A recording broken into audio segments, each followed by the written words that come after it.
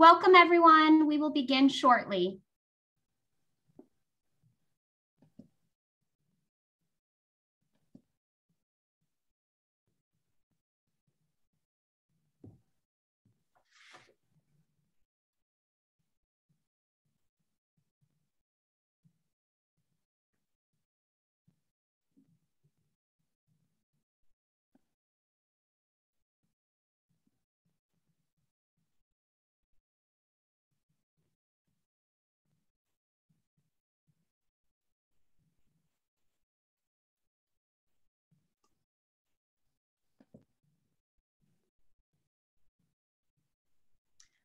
Welcome everyone again. I want to thank you on behalf of NHSF for joining this session. My name is Maureen Parsons and I'm the Senior Manager of Development at NHF.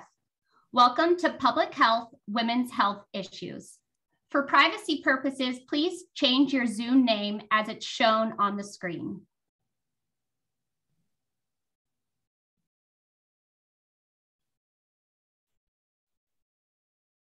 Now I'm going to turn it over to our session moderator, John Velasco, who is Senior Manager of Education and Training at NHF. John, take it away.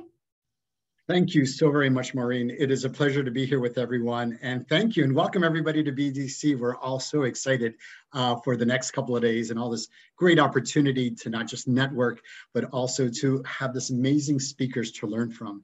And it is a true pleasure to start our 2-hour conversation here with Dr. Andra James from Duke University.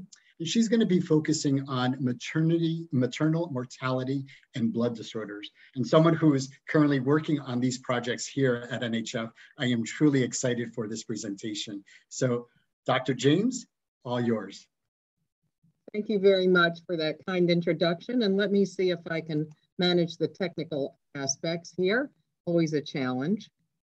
Okay. There, you should see my talk now. I'm going to talk, as John said, about maternal mortality and blood disorders. Not only am I a professor of obstetrics and gynecology at Duke, but I also have a joint appointment in hematology.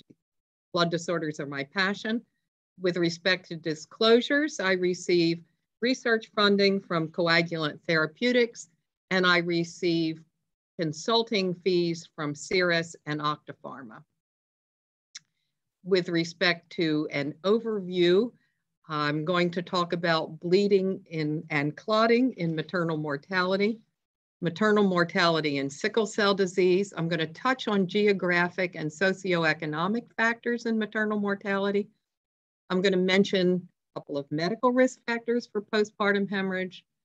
I'm going to talk about the role of an acute acquired coagulopathy in maternal mortality, the most lethal blood disorder there is, and the importance of safe and available blood, and the importance of experts in blood disorders.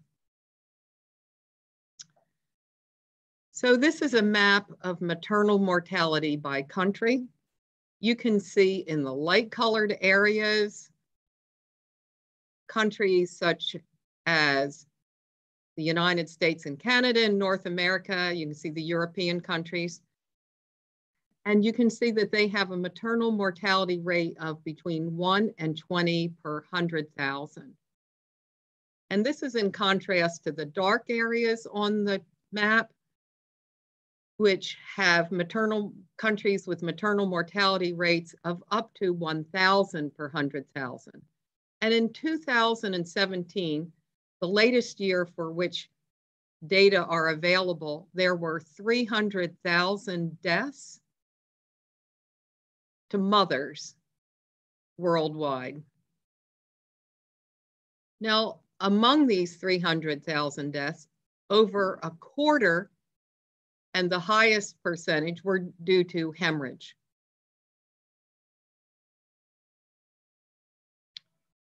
So 99% of maternal deaths and 99% of maternal deaths due to a hemorrhage occur in low or middle income countries. But even in the United States, where we consider ourselves a high resource country, there are disparities within the United States. So on this graph, which has bars, clusters of bars that depict trends in maternal mortality over time. If you look at the far right, we have data from 2015 to 2016.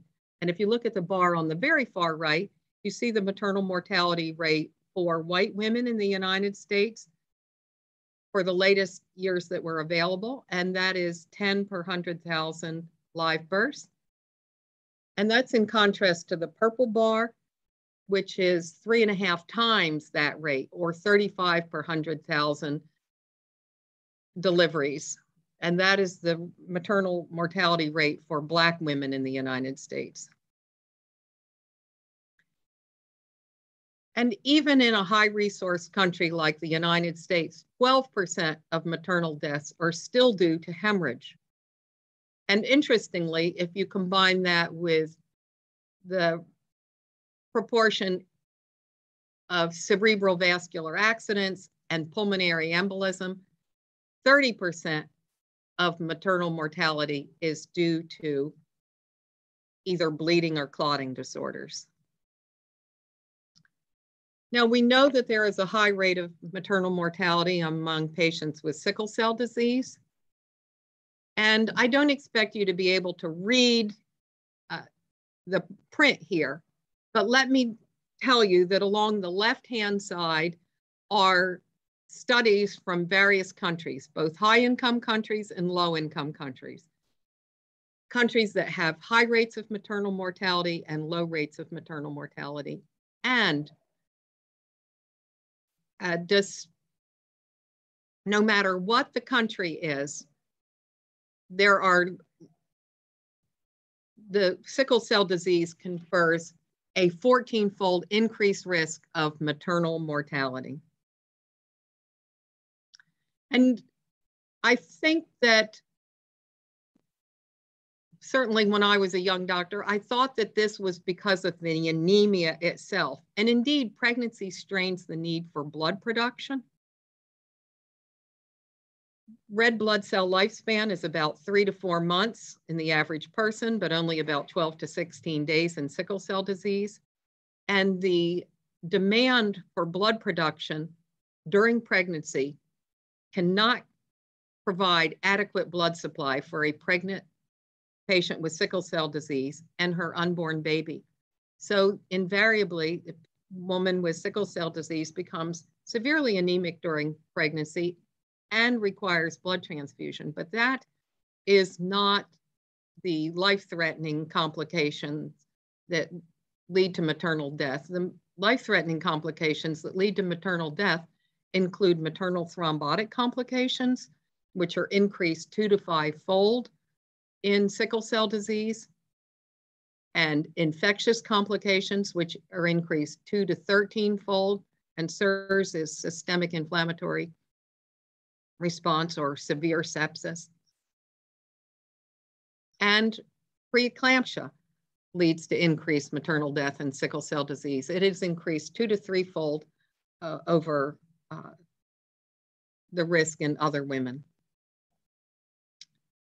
So coming back to postpartum hemorrhage, those of us who have had experience in the bleeding disorders community are particularly concerned when our patients with underlying bleeding disorders approach delivery. We're worried that they're going to have a postpartum hemorrhage. And in fact, women with von Willebrand disease are 3 times more likely to have a postpartum hemorrhage. And those with anemia are twice as likely to have a postpartum hemorrhage. And you can see other medical conditions here that increase the risk of postpartum hemorrhage. But they are not necessarily at risk of having a massive or life-threatening postpartum hemorrhage. The United Kingdom Obstetric Surveillance System collects data on conditions, near-miss maternal mortality or maternal mortality, and they published reasons for massive obstetric hemorrhage that occurred in the United Kingdom between 2012 and 2013 in women who were more than 20 weeks gestation, who had a postpartum hemorrhage within 24 hours after delivery received at least 8 units of blood. And there were 181 of those women. And these are the reasons for massive obstetrical hemorrhage. This is the percent of massive hemorrhage by cause. And I have put the causes, obstetrical causes here in purple, meaning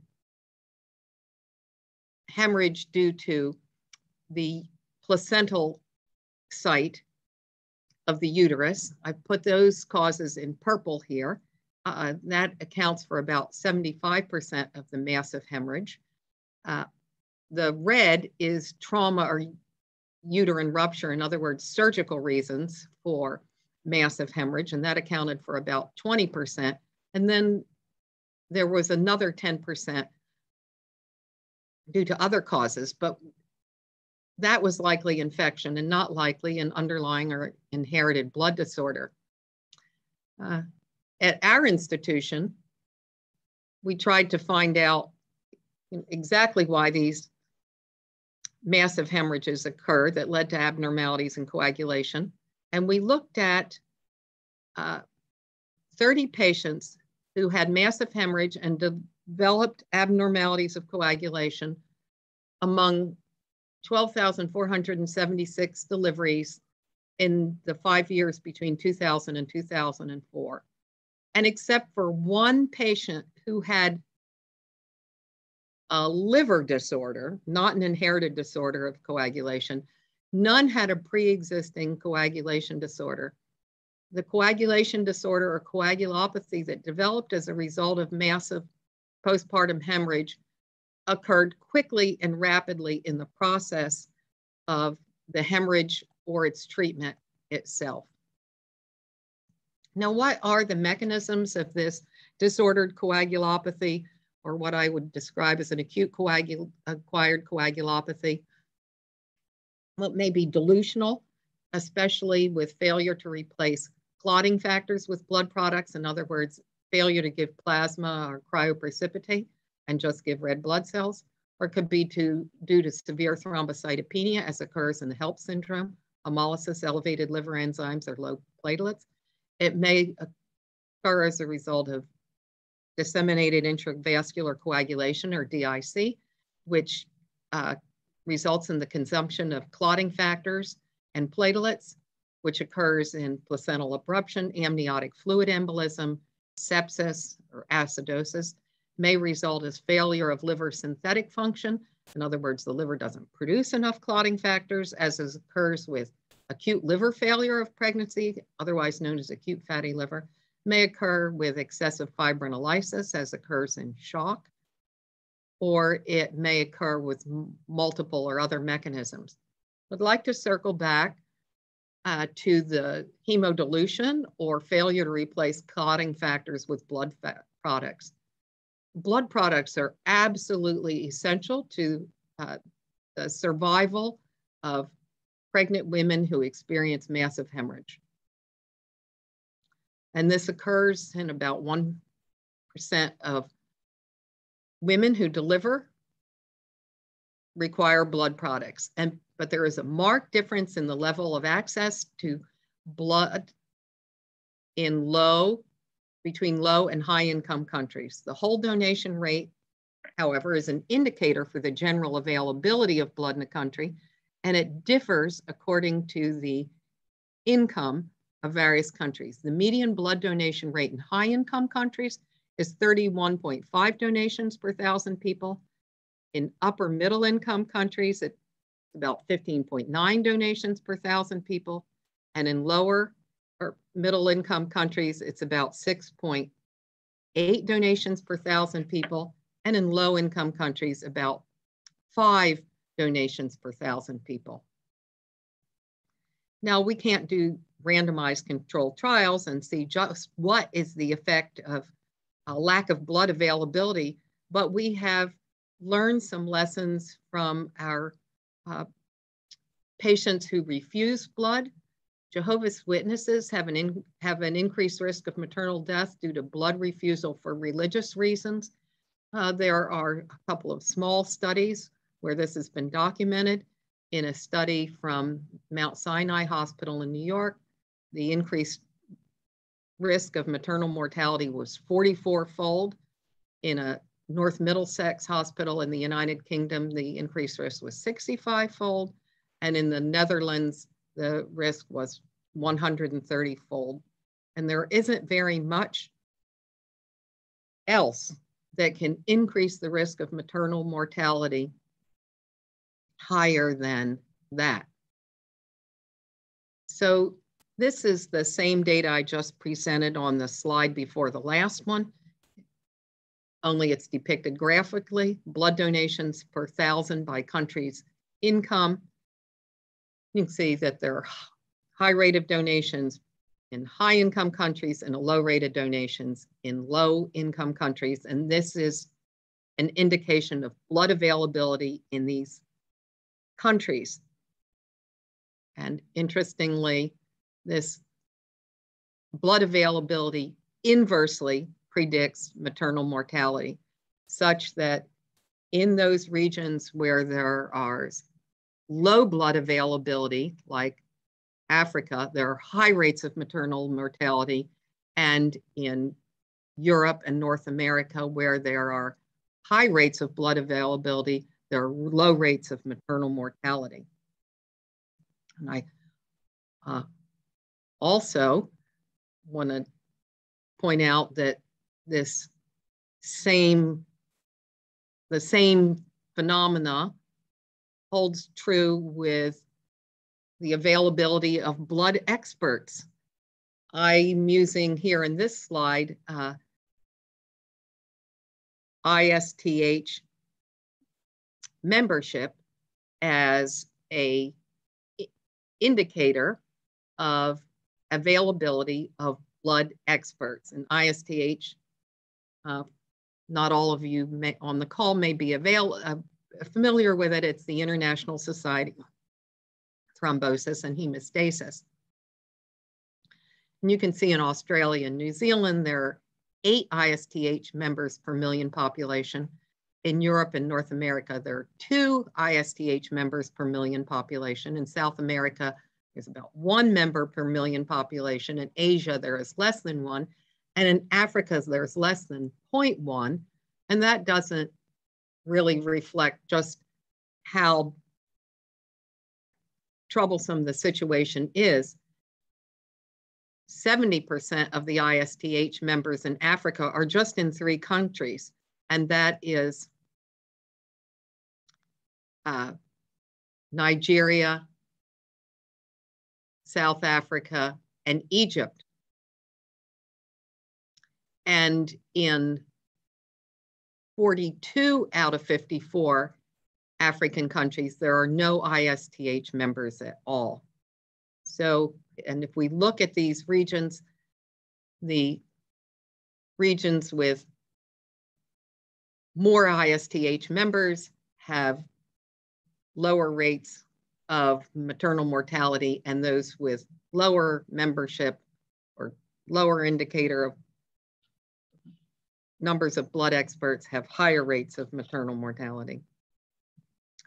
So how can we help address the unmet needs? Well, we can raise awareness about the role of abnormal coagulation or coagulopathy in maternal mortality.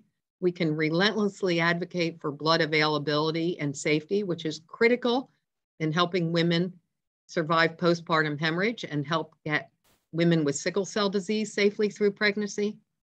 We can apply hemostatic experts and hemostatic agents to the problem of postpartum hemorrhage, and we can build, support, and disseminate the blood disorders workforce. I'd like to make a shout out to the Foundation for Women and Girls with Blood Disorders, whose mission is to educate healthcare providers about the unique needs of women and girls with blood disorders, and this includes the acute coagulopathy that accompanies childbirth. It includes other inherited bleeding disorders. It includes sickle cell disease. And I'd like to make a shout out to NHF for organizing this program and helping broadening the definition of what constitutes a bleeding disorder. Thank you very much. Thank you, Dr. James. That was extremely informative, and you really brought me back to my days at Planned Parenthood when we were doing a lot of research and education around this. We actually have two questions here for you, so I'll read the first one. So the first question, Dr. James, is why is there a difference in blood donation between high-income and low-income countries? Is it the infrastructure that they don't have the mechanism for people to donate, or is it a cultural issue where people don't or won't donate? So I'm not sure we have a complete handle on that, but it is those and other things. There are certainly there may be a lack of infrastructure. I have been in situations where there has not been a blood bank at all, or there's been a blood bank with 2 units of red blood cells and that's it. In many areas where there is low rates of volunteer blood donation, the community is dependent on family to volunteer, and the family may not want to volunteer, and they may have to rely on paid donors, so that further impairs the availability of blood. There is not the resources for storage, for transport. There aren't transfusion medicine technicians. There aren't transfusion medicine specialists. When survival, when just getting basic food and clothing is important, this may not, planning ahead for blood in the bank may not be a priority. So I think it's a combination of maybe a reluctance to volunteer, but more importantly, the lack of infrastructure to support the process. Yeah, absolutely, Dr. James. Thank you, because and I'm glad that you brought that up, because there's so many different components and multi-layers that need to be looked at and researched to truly understand that, and priorities, especially now in 2021 with COVID and all the variants, and how that also makes things a little bit more complex. So we actually have a couple of more minutes, about 3 more minutes for some questions. So if you do have some questions, please feel free to put it in the chat. And Dr. James, we have one more question for you. And this is in regard, so with the incredibly high mortality rates that were shown, it is evident that diagnosis in women with inherited bleeding disorders is incredibly low. So what is the medical community doing to educate point of care medical practitioners to rethink screening to increase diagnoses globally? Well, I think that's an excellent question, but I think that even if we improve the rate of diagnosis of underlying bleeding disorders, we still are not, if that were our strategy to prevent massive hemorrhage, that would be markedly insufficient. We know from a study that Rezan Kadir did looking for underlying bleeding disorders in women who had postpartum hemorrhage, like we have done, she have done, I've done, and others have done, looking for underlying bleeding disorders in women who have a history of heavy menstrual bleeding, for instance, where we expect to find up to 20 or 25% of women previously undiagnosed, we will find an underlying bleeding disorder in women who have heavy menstrual bleeding. But Rezan Kadir looked at 50 women who had postpartum hemorrhage and only found one, that would be 2%, one out of the 50 who had an underlying bleeding disorder. And that could have been predicted because she had heavy menstrual bleeding, she had a family history of bleeding disorder, and she had other symptoms of an underlying bleeding disorder. So I think it is certainly important for all the reasons we talk about at NHF and FWGBD to ensure the timely diagnosis of an underlying bleeding disorder. But I think that that will not protect us from the massive bleeding that can occur at the time of childbirth, which I think has some unique characteristics and is amenable to the insights of advocates like NHF and experts like belong to ISTH. Great. Thank you so very much, Dr. James. I truly appreciate your expertise and the time and to be part of BDC here. And I really do appreciate your shout out to NHF. I do ask if you do have a minute, if you can, there is another question in the chat, but unfortunately, due to time, we need to move forward. So if you have an opportunity, you can answer that question. And if not, we'll get that question answered to the appropriate person. I'm also going to ask you, Dr. James, if you can please stop sharing your screen, because we're going to get ready for our next presenter. Thank you so very much. I really, really appreciate it. So again, we have such a strong panel here with us today. And our next speaker is going to be talking about Healthy People 2020, which is something very dear to me because, throughout my public health career, those are the goals and those are the benchmarks that at every organization I've been at really work towards to strive. So really excited about that. In addition, she'll be talking about females with von Willebrand disease. So I present to you the one and only Katherine Mclaughlin from HRSA, which is Health Resources and Services Administration. So Katherine, they're all yours. So if you can please start sharing your screen and we'll be ready to begin. Thank you.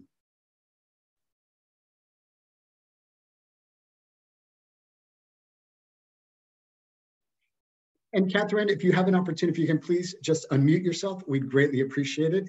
It's the virtual world. It's the matrix we live in. We're all used to it. So thank you. You missed all the wonderful, wonderful things I just said about everybody. Thank you for having me here today. Trying to go backwards.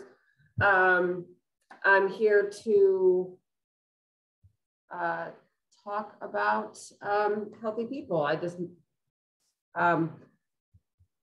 Sorry, let me start over. I'm Katherine Mclaughlin. I'm the Director and Project Officer of Hersa's Hemophilia program, and also a co-lead of the Blood Disorders and Blood Safety Work Group and Healthy People program. And I'm here to talk about how those two things converge. So today I'm going to discuss what is the Hersa Hemophilia program, what is Healthy People, women and bleeding disorders and our experience with that, and what's next for us.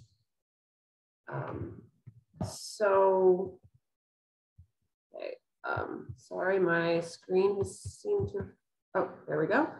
Okay, so the Hersa National Hemophilia Program, Hersa has been funding hemophilia in two parts since around 1976. We currently have 8 regions and a national coordinating center. We are also a 340B covered entity. And within our regional network, we have 142 HTCs contracted. However, those 142 HTCs have a lot of additional clinical sites, outreach centers, mobile telehealth centers, et cetera. So that's just the contracted number. And then we have our coordinating center, which the current awardee is Athens. And you can see our regions there. And this is just a brief overview of what we do with both of those programs, mainly improving access to care, strengthening the national infrastructure, improving the health and care of health and well-being of those who receive care in federally qualified HTC, along with tracking our quality improvement programs and our data needs for those. So just some history of Healthy People in our grants, requirements for Healthy People, and I'll explain what Healthy People is more in a couple slides. But the requirements for adding and reporting on Healthy People measures started in 2012 in terms of asking the regions and their HCCs to report on nationally validated performance measures. Prior to 2012, the program was mainly focused on just maintaining the infrastructure and not reporting on any kind of measures. In 2017, all the regions and the HTCs agreed to report on this list of measures you see here. Blood disorders and blood safety, that's what the BDBS is. And these are all measures, including BDBS-X, increase the proportion of persons who have attained their GED or high school attainment. That the X is there because that was not, it was originally a hemoglobinopathy measure, but we did not revise it over into a bleeding measure. But these are the 5 measures that the grantees report on to Hersa every year. And so what is Healthy People 2030 now? Healthy People 20 in general is the National Public Health Dashboard. And it provides a framework for measurable objectives and allows the nation to look at outcomes for topics and procedures and processes that are important and highlight our nation's health. And we've been doing it, we're in our 5th decade now. So I'm not going to go over every word on these slides, but this is just to show like the topic areas and the number of objectives since 1990 to currently. And as you can see, there was a significant decrease in the number of reportable measures. And by reportable, I mean also public facing, as in on the Healthy People website. We went from, in this last cycle, from approximately 1,300 public facing measures to only 300, and it's actually now 325 core measures, which are the public facing measures, 114 developmental, which are highlighted on the website, but you don't see any data. That's more behind the scenes work. And then 40 research measures, which are hoping to, in the next 10 years, develop into reportable measures and core measures. And here is what the overarching goals are. As you can see, over the decades, the Healthy People has gotten a lot more complex, a lot more in-depth, looking more at the trees and not just the forest, and specifically looking at topics that can measurably improve health across the nation. And the uses of Healthy People are as follows. I mean, it's really one of the most quoted national programs. Some of our grantees mentioned in terms of applying for research programs, highlighting the national efforts for grassroots efforts, lobbying efforts, applying for other grants, not just the Hersa grant, but highlighting it in CDC tools and NHLBI applications. It really does keep bleeding disorders and hemophilia on the public health dashboard and in the eyes of Congress and HHS and other federal programs.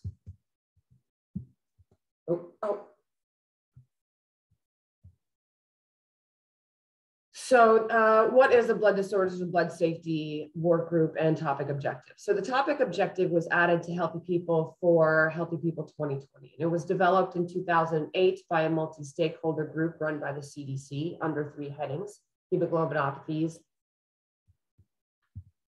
bleeding disorders, and blood safety.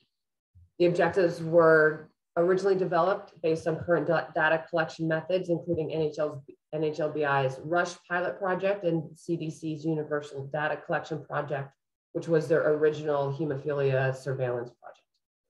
However, by 2011, the RUSH project was not extended, and UDC went through overhaul and is now the current iteration of community camps.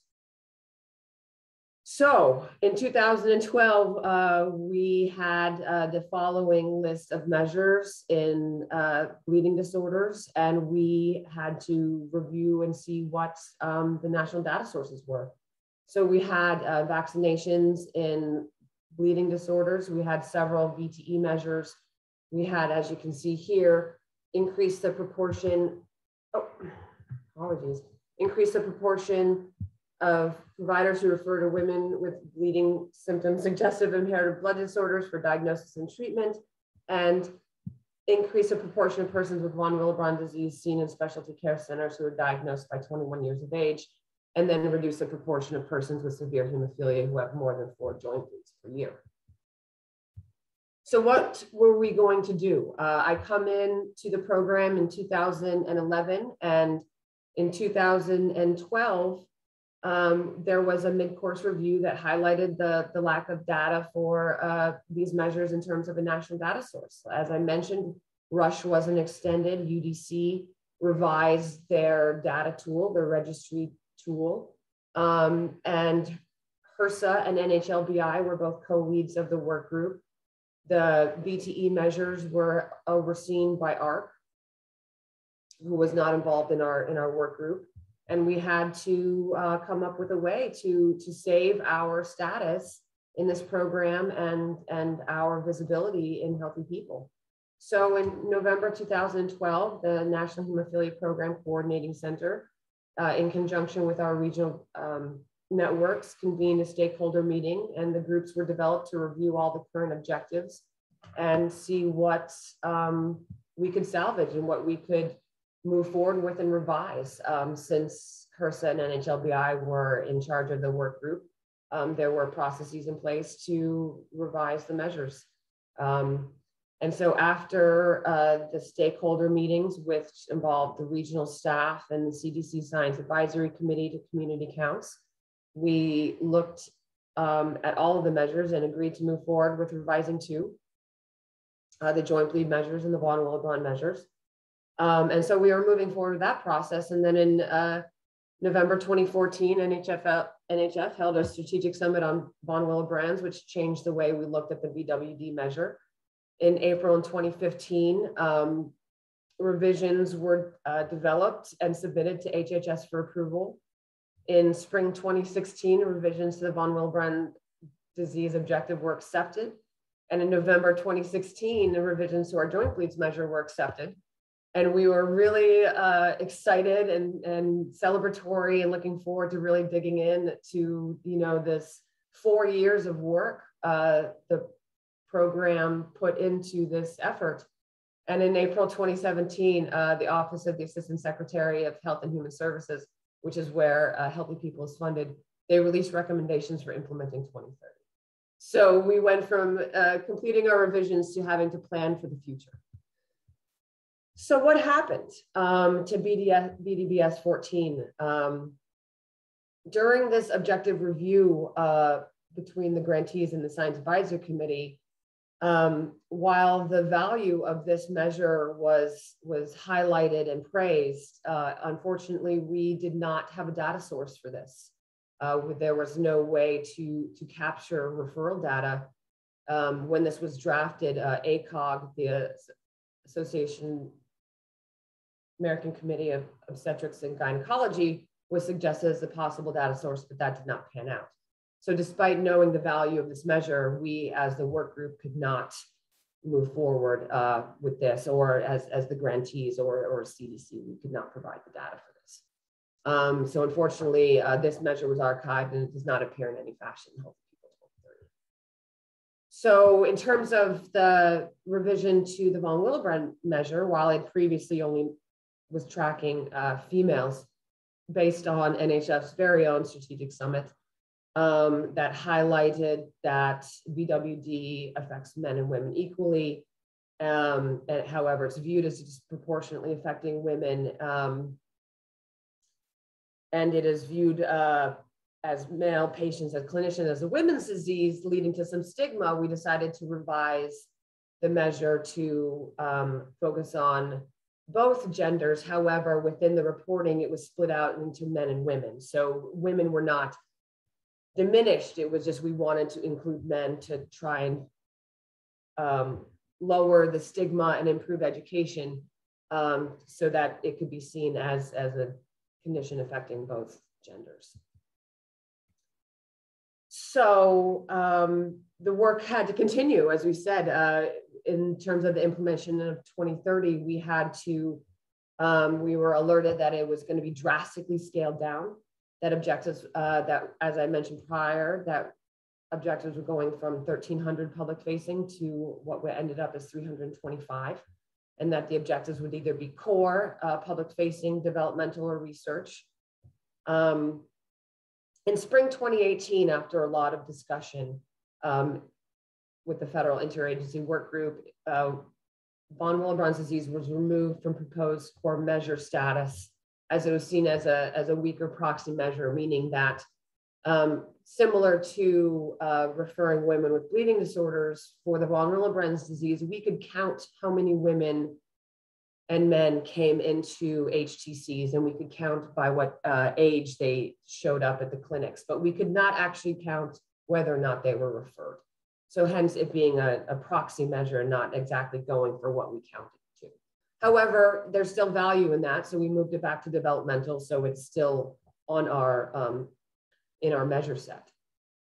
In summer 2018, we also proposed a sickle cell disease objective modifying therapies, increase the proportion of persons who received disease modifying therapies for sickle cell using Medicare data admin sets. There was a lot of HHS support for that measure, and we were happy to support that as the work group. And then summer 2018 and winter 2019, we defended both the joint bleed objective from removal of the core set. There was a lot of interest in Healthy People implementation in order to maintain the data sources under very strict rules. And so we had to defend the CDC community counts patient registry for our rare disease to highlight the value of maintaining a rare disease on the Healthy People 2030 core measure set. And we could not have done it without the work group and our colleagues. And the fact that we do have an excellent data registry for our population, where we do collect 87% of patients with hemophilia in the country through community counts. So we were able to defend maintaining our rare disease joint bleed measure on the National Public Dashboard, which was announced in December 2019. I cannot express to everybody how massive of a win this was, that politically, in terms of national public health importance, in terms of visibility, maintaining visibility for Congress, for our HTCs, for our program, for our community, we have this visibility for the next 10 years. And it is an opportunity that we are not going to let go by. However, December 2019, what happened in January, February, and March, in that COVID happened, and that stole a lot of our thunder righteously. And so Healthy People 2030 was not launched until August 2020. It was supposed to be launched in March 2020, but we were all very busy doing other things. So some data to speed things up. This is a slide I took from, provided very graciously by Dr. Robert Sidonio of Georgia, sorry, to highlight the increase of women, patients seen with von Willebrand's disease, and also the increase in women seen by HTC. So this graph only focuses on von Willebrand's disease. As you see, in 2002 to 2010, it grew by 148%. And where we are now, from 2012 to 2020, we're up to 18,000 people with an increase of more than 400% increase. And this looks great, but to go back to the proxy measure, this is just total number. It is in terms of the number of referrals by 21 years. We have stayed pretty static at 69.7% over the last 8 years. But as you can see, we are seeing a lot more patients with von Willebrand's disease total.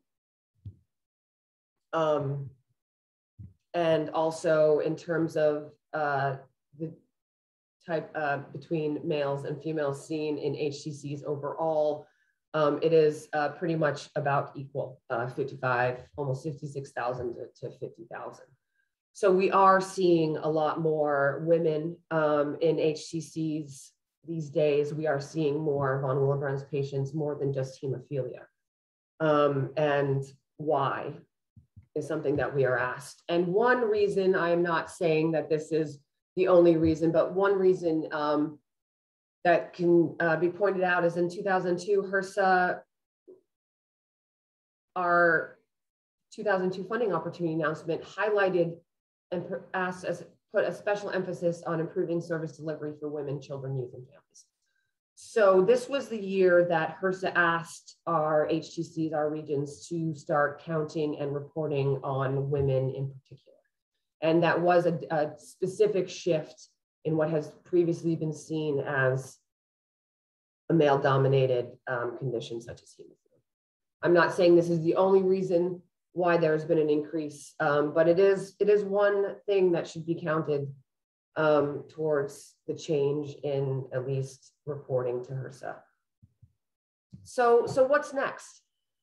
We have a lot of opportunity with Healthy People 2030. We have just started. We are in the first year.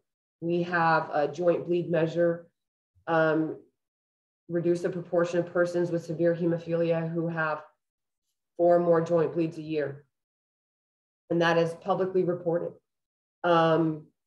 And so what we are doing is Hersa and CDC awardees, and we have the same program, the same awardees. We are developing educational materials to increase knowledge in the bleeding community on the Healthy People program and our public facing measure.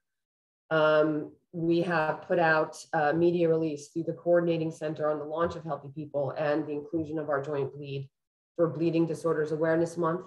In conjunction with that, our own Dr. Amy Shapiro has given several interviews on the importance of Healthy People. We are also gathering a list of subject matter experts within the regional network to be available for any media requests going out moving forward. We are also working on a Healthy People CME module with partners, a short 30-minute CME module for all providers in order to just give a very brief background on Healthy People and its importance and our joint bleed measure and what's moving forward. So keep tuned for that.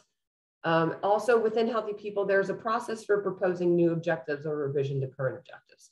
That was the 4 years of work that we did from 2012 to 2016. Hersa and NHLBI are and continue to be co-leads of the Healthy People 2030 Blood Disorders Work Group, and we are able to assist the community with any proposals to add or revise an objective. So if anyone is interested in looking at the von Willebrand measure in more depth, anyone is interested in looking at a women and bleeding disorder measure more in depth, and here's the very important part, and you have a national data source in order to look at this and to report it online. That is something that we want you to contact your regional core center and let them know that you're interested. We are always looking for more assistance, for more subject matter experts, and we have a lot of work to do over the next 9 years to increase education, to increase outcomes, and to highlight the excellent work of the bleeding community. So I can't give a bigger thank you enough to our work group members, to all of our subject matter experts at the NHLBI, at the CDC, at the CMS, FDA, HHS. We really couldn't have done it without you, especially the regional networks, our HTCs, your staff. Without the data provided to the system, we wouldn't be able to report back out on it. So I can't thank everybody enough. Here's just my contact information. Happy to Great. And thank you, answer Katherine. any questions. Thank you, Katherine. This is so imperative for us to know. And as these benchmarks that have been created, and for me, it was always shocking to know that Healthy People was created during the Nixon administration, and it's been great to see how it's evolved. And even at NHF, how we use that as a benchmark to reach goals, and sometimes look at different objectives to what we want to reach. So we do have time for one question here, and this question here is: I'm surprised to not see larger increase in women over men with VWD being seen to menorrhagia, postpartum hemorrhage, etc. Do you know why that is? I can't speak directly to that. I can explain that the CDC's Community Accounts Project is not targeted towards increasing the proportion of women or patients with von Willebrand seen at HTCs. The CDC Community Accounts Project has very specific surveillance data outcomes in terms of, tracking mortality and other conditions related to the bleeding community, focusing on inhibitors currently with this next cycle. So the data that we do get from the population profile, which is the demographic section, the 13-question demographic section of the community counts projects versus the massive registry questionnaire project, isn't exactly focused towards healthy people, which is why the data that we're doing with the regions and the education is so very important, is because the data that shows up in community counts are the patients that are registered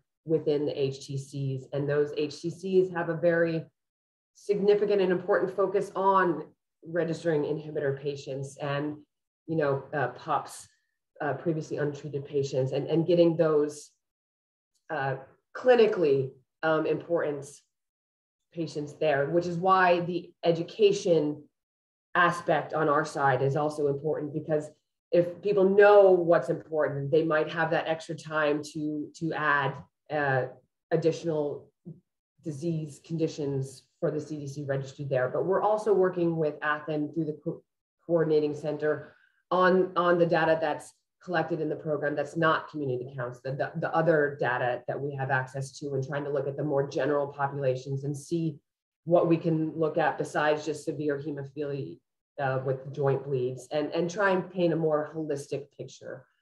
So we know Absolutely. that what's being reported isn't what exactly is happening on the ground. We know that there are more patients being seen, but this is the community counts data source is what we have. And over the next 10 years, we will be looking at bringing in more additional data sources to paint that picture of what's being accomplished outside of the Healthy People program specifically.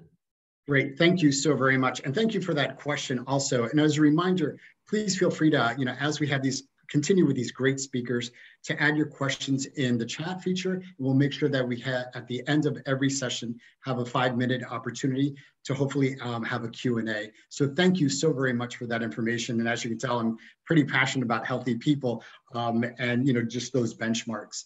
So we have, our next speaker, which I'm also very excited about. As you can tell, I'm really excited about this session. We have some amazing information here for you all. And next we have Dr. Carrie Funkhouser, who's from the Foundation for Women and Girls with Blood Disorders. And the focus here is also on workforce development. So Dr. Funkhouser, they're all yours. If you can start sharing your screen, make sure you're unmuted. We'll get ready for your portion. And again, just to remind everyone to please make sure that if you have questions, please put it in the chat feature and we'll get to them as soon as we can. Thank you, John. Let's hope this works. Excellent, thank you. Yep, all good. Okay, good. That's always a relief. So. Yes. And Dr. Funkhouser, just make sure you have it on presenter mode, and this way just be a little bit easier for folks. It should be, is it not? Not yet. And of course, this is the world we live in, so we're all in this together. We're all gonna make it happen. So if you press down again on the bottom right-hand corner, there'll be a little tab there. And when you press that tab, it'll go to presenter mode. It should be. And thank you, everybody, for your patience. We're all used to this. Perfect. You're all set to go, Doctor. Thank you again. Yes, you're welcome. Thank you. And good afternoon, everyone. My name is Carrie Funkhouser, and I am the Executive Director for the Foundation for Women and Girls with Blood Disorders. I am so pleased to be here today, and I also would like to thank NHF for organizing this program. I also want to thank our previous 2 speakers for their excellent presentations. Obviously, they have set the stage for the task that I have been given today, which is to talk about workforce development and what our foundation is doing to address that. And for those of you who are unfamiliar with us, I'll say again that our mission is that we seek to ensure that all women and girls with blood disorders are correctly diagnosed and optimally managed at every life stage. And to that aim, we attempt to provide education to providers about the unique needs of women and girls across the lifespan. And as Dr. James so thoroughly described in her presentation earlier, Our reasoning for focusing on these unique issues is that a delay or failure in diagnosis and treatment are major health problems, which is why we need healthcare professionals, experts, and programs supporting their care. Now, I'm not going to spend a lot of time talking about what we already know, which is that there's been a widespread concern for some time now about the state of the hematology workforce. In 2006, Dr. Bruce Evett, then director of the CDC Blood Disorders Division, sounded the alarm about the decline in benign hematologists. After reviewing years of American Medical Association data, he stated that the total number of specialists trained in hematology had been increasing, but that number was increasing in oncology, not in benign hematology. Then in 2015, after NHLBI and ASH convened 2 important workshops to provide guidance on planning for future workforce in hematology research, a summary paper was published that affirmed what we were already experiencing, that research and training in non-neoplastic hematology was declining, we needed it, and this is a critical workforce need. One relevant question that this summary paper felt still needed to be asked was, what were the influences on trainees to pursue careers in hematology? So in 2019, one of our colleagues, Dr. Diva Sharma, and her colleagues attempted to shed light on this question, focusing specifically on factors impacting career decisions. And they performed a mixed method study consisting of surveys, interviews, focus group questionnaires about the state of the adult hematology workforce. And what emerged were 6 overarching themes, which are shown here on this slide. And I show you these to not only highlight the things that appear to make the most difference, but also to help frame the work that our foundation does, as well as help you to begin to think about how to integrate this into the work that you are currently doing. And the first theme listed here, and what was the single most important factor guiding fellows' career decisions, was mentorship. All of us know that if we've had a mentor, how influential they are, not just on our career, but our life, the questions we ask, what we pursue, how long we spend on certain aspects of our career. And so mentorship was really important. The other thing that they said, though, and what should be noted, was many of these mentorship opportunities arose serendipitously. They were by accident. They weren't there or always readily available. And that many of the respondents in the interviews felt that oncology had more opportunities for mentorship than those pursuing benign hematology. Other themes that were important in the results were the clinical exposure and teaching in benign hematology, that their intellectual interests were still allowed to be pursued as they went down this career path, lifestyle factors, and financial factors.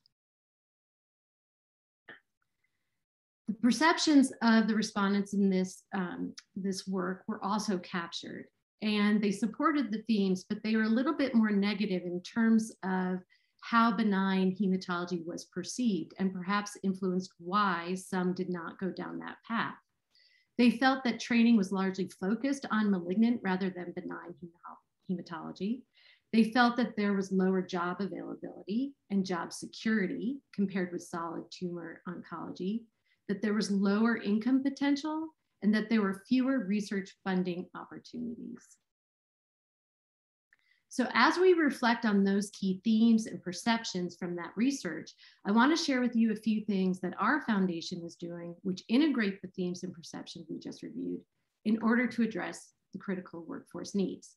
So quickly, there are 5 programs that I'm going to just briefly introduce to you if you're not familiar with them that we are currently implementing. The first, and what is a very unique program, is called Blood Disorders in Women and Girls, Pathway to a Powerful Career. The program combines education in bleeding and other blood disorders and their impact on women and girls with career pathways education and guidance. The target audiences are fellows and new faculty in hematology, residents, and nursing professionals. And the program builds on what we know regarding strong mentorship and role modeling, which are key to stimulating career interests, but has in the past been perceived as lacking in hematology, especially benign hematology. And at these events, experts such as Dr. James, as you'll see pictured here, experts in the field share their own pathway in benign hematology and engage in informal discussions with participants about potential pathways into the field. Typically, we hold these at conferences where we know our target audiences will be ASH, BISNA, HTRS. We have about 60 to 85 attendees join us for dinner. And during that time, we will offer 3 to 5 different stories from experts. And some have talked about how mentors have shaped their lives, how their path, rather than being a direct line, took a rather long walkabout to get there, and even how a particular patient or a case changed or affirmed their course. Time is also given for participants to talk with the mentors, talk with other participants, and you can see from these quotes has been very effective. And I do think our success with this program really lies in making a heart and mind connection. We speak to them and acknowledge them about the issues that they are dealing with, the questions that they are asking, and it can be really reassuring to someone who might be struggling with their career path to talk to someone who maybe had a similar experience.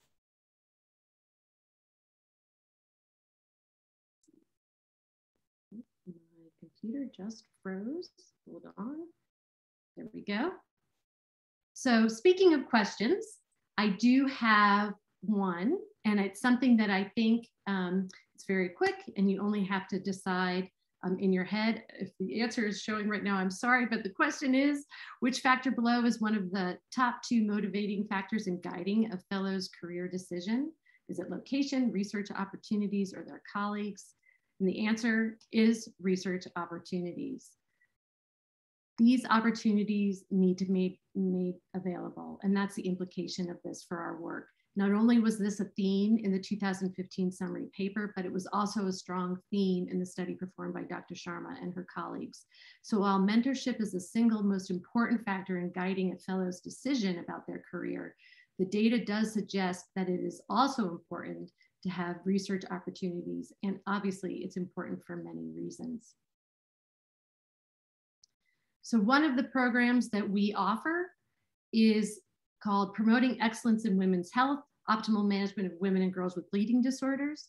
This is a research award program. We offer 3 awards each year.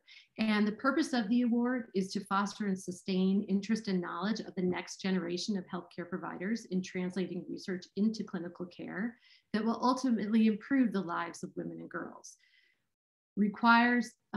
Requirements are collaboration between 2 core disciplines of women and girls with blood disorders, the hematologist and the reproductive health specialist.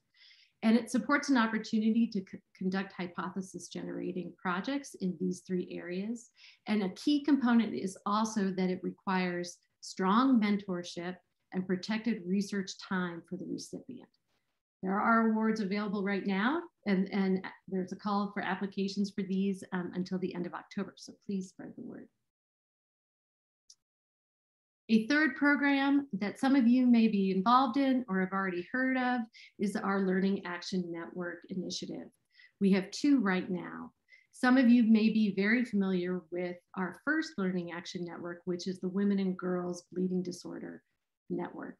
And the purpose of this network is to serve as a connection and collaboration platform for individuals wishing to improve their care for women and girls with bleeding and other blood disorders who either wish to start or already have an established combined designated clinic for women and girls.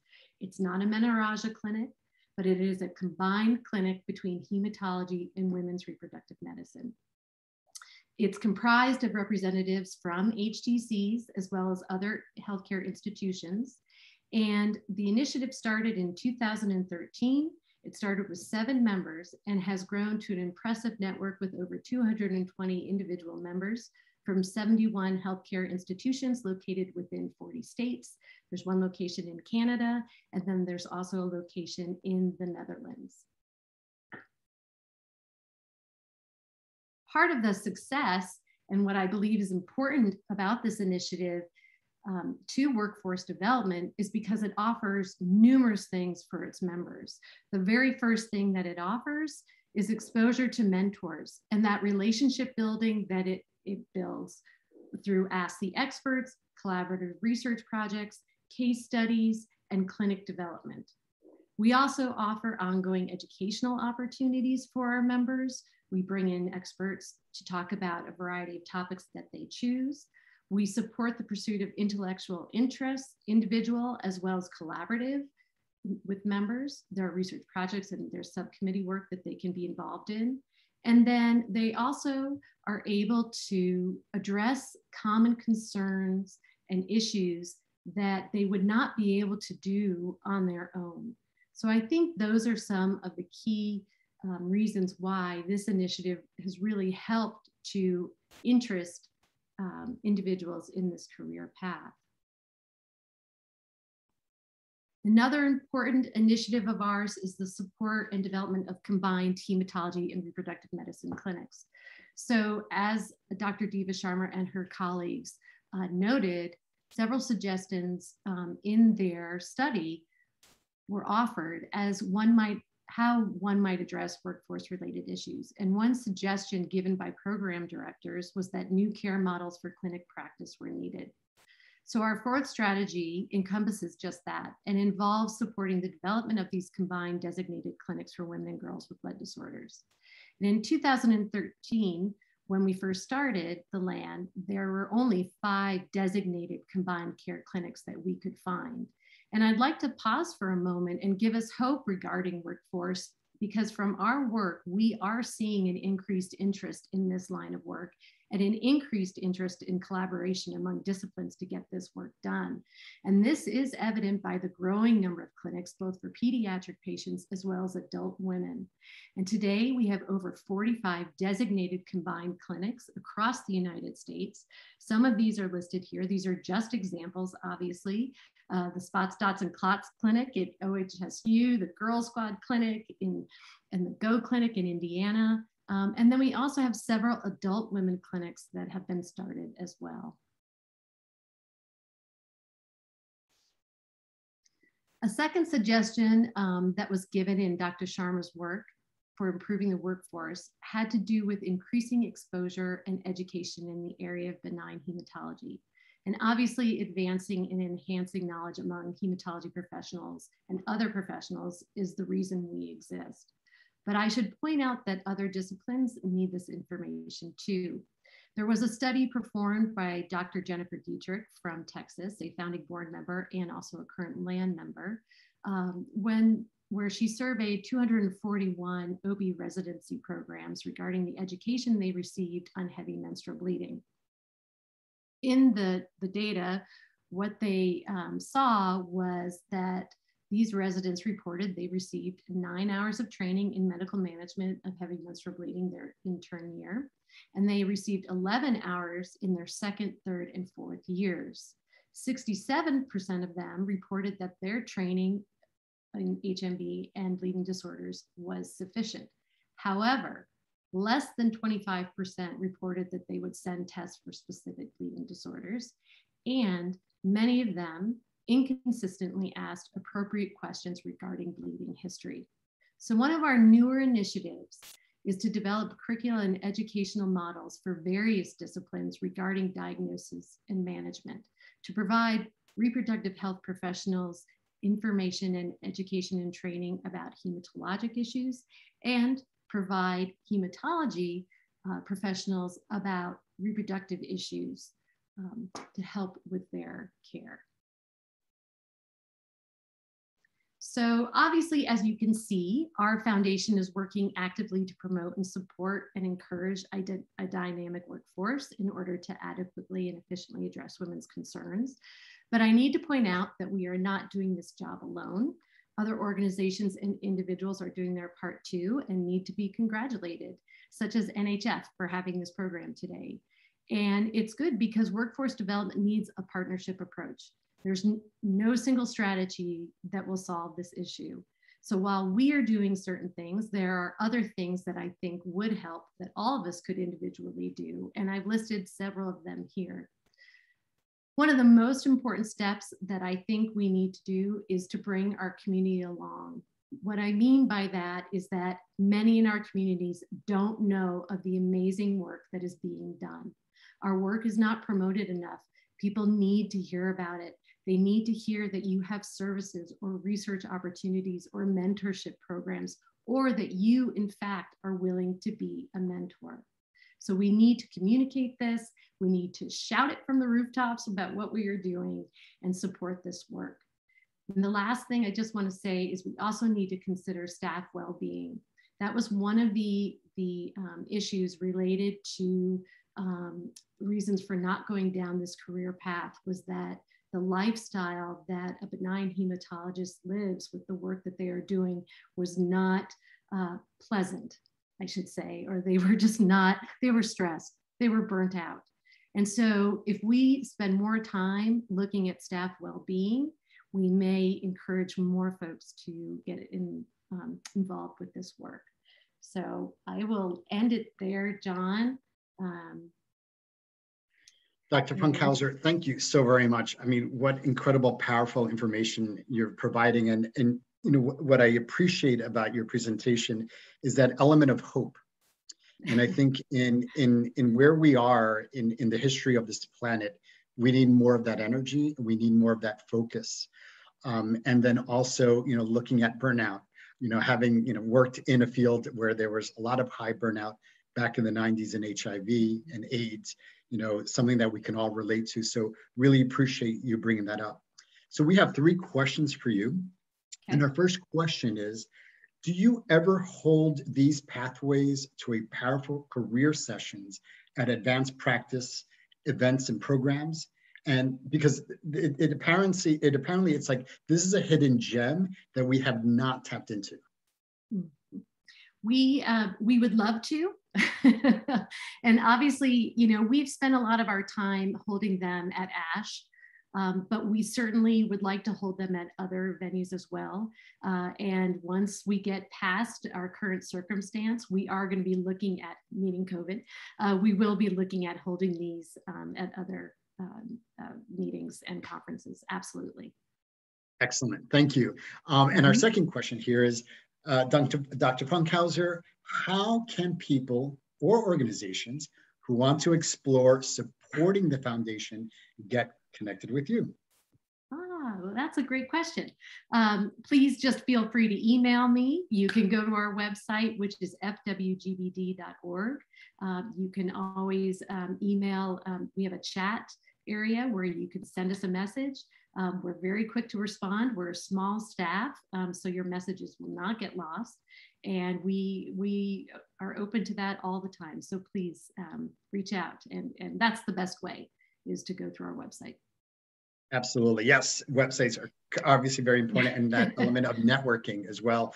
And just for me, are you involved on LinkedIn? Are you active on LinkedIn? Do you use that as a feature to connect with other professionals? We do. We are involved on LinkedIn. We're also involved in Facebook. We have a great YouTube page where we share a lot of our webinars and archived programs. So yes, and we do engage in Twitter as well. So. Awesome. Looks like I'll be connecting with you on some social networks. Great. Not Facebook, but other forms as well. So we have one last question for you. Dr. Funkhouser, what are the steps for someone who wants to create a clinic for women with bleeding disorders, or with girls with bleeding disorders? That's an excellent question.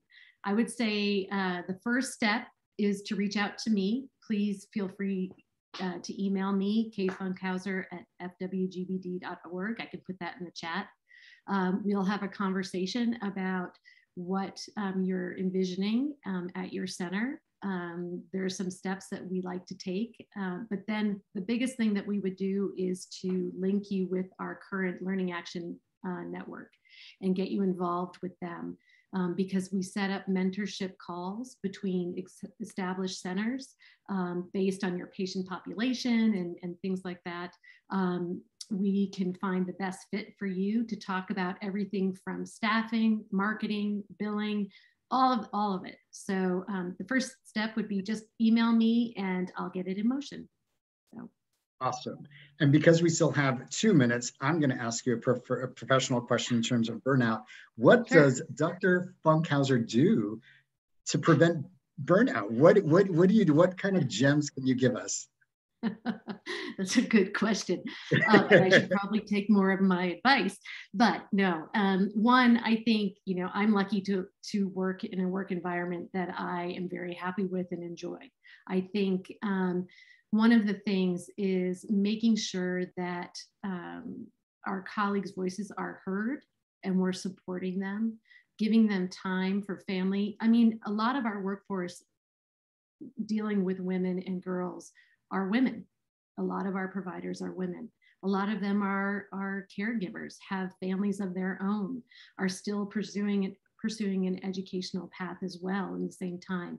So to give them time management skills, stress management, breaks for a walk, just understanding that they need coffee, extra coffee to get through their day, but making it real and not ignoring that is very important.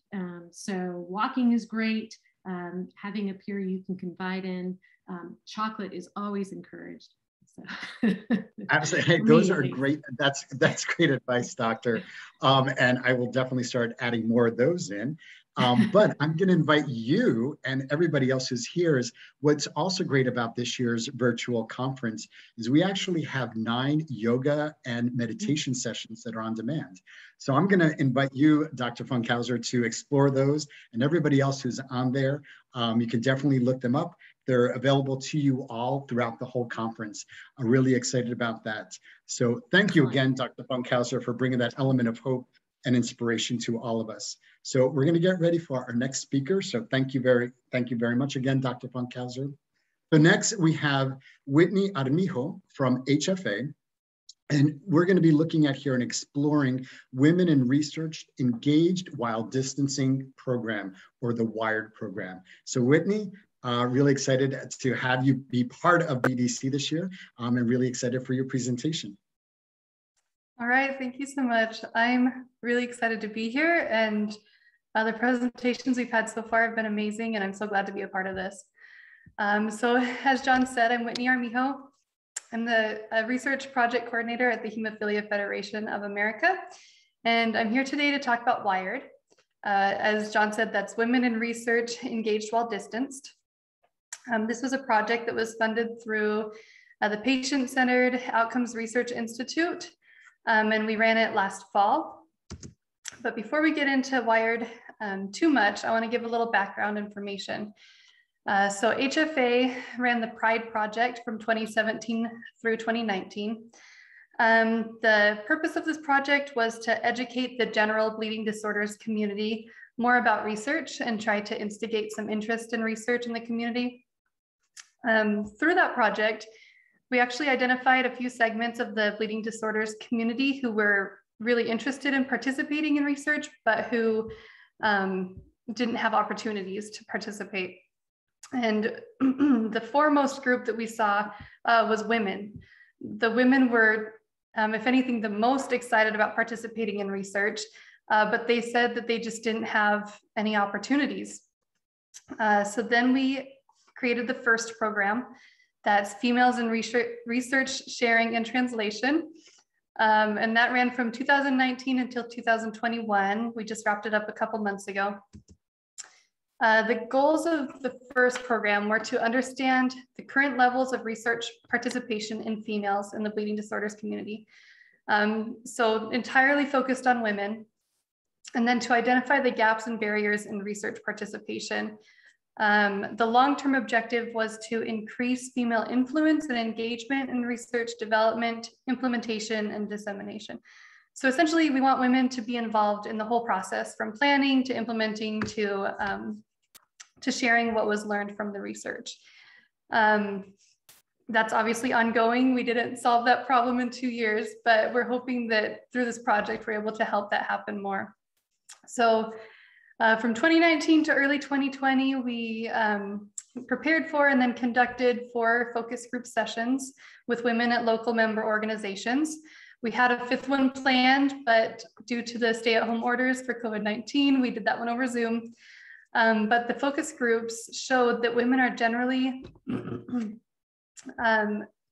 they want to be engaged in research, as we had found earlier, but they're lacking the opportunities and the information about research. So that kind of reaffirmed what we had found. in the Pride Project. So our next planned step for 2020 was to hold a live in-person training for women in the bleeding disorders community to identify those gaps in hemophilia-related knowledge and then research-related knowledge as well. Of course, as anyone who ran a program in 2020 knows, that didn't happen. We had no opportunity to do any live in-person training, especially for such a large group of women. So we had to kind of change gears. And that's when we went ahead and applied for additional funding from PCORI. And we were able to get this award, which we called WIRED. So the goals for WIRED were to utilize a variety of virtual methods to disseminate information. We wanted to use a variety because HFA hasn't really done an entirely virtual project like this before. And so we wanted to kind of hit as many bases as we could so that we could encourage as many women as possible to join and to be able to learn with us. And then we wanted to evaluate and analyze the methods that we used so that we could look at the effectiveness of each strategy for community engagement. And then, of course, we wanted to disseminate back to the community and stakeholders, which we are in part doing right now. So we decided to build an academy with the program. So we called it Wired Academy. We identified and selected CrowdStack through Social Strata as our social engagement platform. We really liked CrowdStack because the look and feel is kind of similar to other social media platforms. We felt like it would be more familiar for the women. We liked that we could brand it. We could put our HFA logo and our Wired logo and could make it look safe and comfortable for the women that already know our organization. So then we identified 4 modules that would cover the gaps in bleeding disorder knowledge that we had identified. So module 1 was bleeding disorder basics. And then we talked about women's health, and that was again through the lens of bleeding disorders, and then research and clinical trials, and then engagement while social distancing. So we then recruited 88 women from the bleeding disorders community. These are women who were diagnosed with a bleeding disorder or who were symptomatic of a bleeding disorder, but maybe didn't have a diagnosis yet. We created 8 discussion groups on CrowdStack. So we kind of divided all those women out, and we had 1 peer mentor and 10 group members for each group. And each group was asked to have 2 discussion boards per week where they would talk about the content for that module, kind of what they learned or what they thought was interesting. And then we also had 2 additional groups. We had a social group that included all of the women in the entire academy, and it was more unstructured. We kind of let the women post whatever they wanted. They had their own conversations about hysterectomies and arthritis and prophylactic treatment. And they had some really good conversations in there. And then we also had a peer mentor group, which was more administrative and just kind of allowed us to generate discussion board topics with the peer mentors and answer any administrative questions that they had. We also used 2 other virtual methods. We used HFA's Learning Central, which is HFA's learning management system, and you can access that at hfalearning.org. And the content for the first 3 modules was actually housed on Learning Central. So we would have the women for their required reading that week, they would go to Learning Central and do the bleeding disorder basics module on there. And then the 4th module, we actually did a PCORI published article that was on the importance of research and engagement, even while social distancing. And then we also used Zoom. We kind of had 2 purposes for Zoom. We had furthering education seminars for each module. And in those, we had all the women of the academy were invited to come and listen to an expert that would present on that topic from that week and then answer any questions that the women had. And then we also, in the 2nd week of the program, we started implementing having a weekly Zoom chat just for the small group of women. So the peer mentor was assigned to set up a Zoom call and just meet with her women once a week. So I'm just going to break it down by engagement style and kind of talk about our experiences with each of those things. So you can see I have a little screenshot of our CrowdStack platform. You can see our branding a little bit. We were able to do our logos. And so our favorite thing about CrowdStack was that it was a safe space. And that was also a really big component for us choosing this platform. We were able to make it so that everything was password protected. You had to log in to be able to see anything. And in order to register with the site, you had to get a specific invitation email from me. So we could really control who was in the site, who was viewing this content. We could, of course, censor any inappropriate language or sponsoring of products or anything. We didn't have to do that, but we had the capability if we had needed to do that. We liked that we could organize the content. We organized everything by using the forums by module. So we had a separate forum for each module, which made it a lot easier administratively to kind of see where everything was. We really liked that this platform allowed us to foster connections between the women, excuse me. They were really able to get to know each other more than they probably would have in another environment. A lot of the women didn't know each other at all, so it was really nice to be able to get them to make those connections and learn from each other. And then the fact that we could do asynchronous engagement was absolutely essential for this program. The women were obviously still living their lives and going on through the pandemic. So a lot of them were getting on after their kids were in bed at night, or they were getting on, for 30 minutes during their lunch break. So it was really important that they just be able to get on and engage whenever they needed to. We did find that there was a bit of a learning curve with the website. It seemed like we didn't have as much engagement during the first week because the women were still kind of getting used to things and how to post and where to post. We definitely could have given more instruction at the beginning. We did an orientation for the peer mentors because we figured they're the ones that are building out the discussion boards and everything. But we didn't do one for the greater academy. And I think we should have. I think that would have helped, especially during that first week, for us to get more engagement. And the platform wasn't always as user-friendly as we had hoped. Some women had trouble with the notification settings. They felt like they were getting messages every 5 minutes, every time somebody posted or liked something. And then some women had trouble finding previous threads. They would say, I know we had a discussion about this and I can't find it. So again, if we had done an orientation at the beginning, I think that would have helped with those things. So this is a summary of the topics that were discussed between the women. So this is just for the small group discussions. This does not include that more social group that I had talked about. You can go through and read all these topics. I'm just going to highlight the first one or two for each module.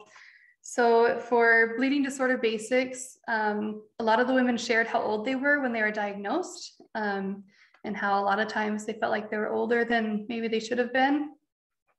They also talked about their favorite topics that they learned during that module. And the two favorites were the clotting cascade lesson and the genetics lesson. And then for module 2, a lot of the women talked about self-advocation and education. There was a lot of talk about how the women need to educate themselves more so they can advocate for themselves within their healthcare system.